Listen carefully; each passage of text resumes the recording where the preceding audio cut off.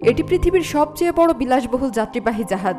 বলছি harmony of the সিসের কথা, যেটি 22 তলা বিশিষ্ট জাহাজ।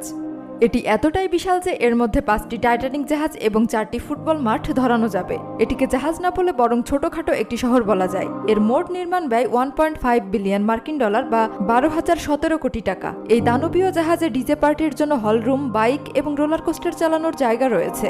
এমনকি রেসিং কারের জন্য আলাদা জায়গা আছে। জাহাজটির রুফটপে সুইমিং পুল এবং অবকাশ যাপনের জায়গা রয়েছে। এর ভেতরে শপিং মল, স্কুল, হাসপাতালও রয়েছে। এই জাহাজে আসলে আপনার মনে হবে আধুনিক কোনো শহরে আপনি আছেন। রং বেরঙের ডেক ও অসাধারণ ডিজাইনে তৈরি এই জাহাজ।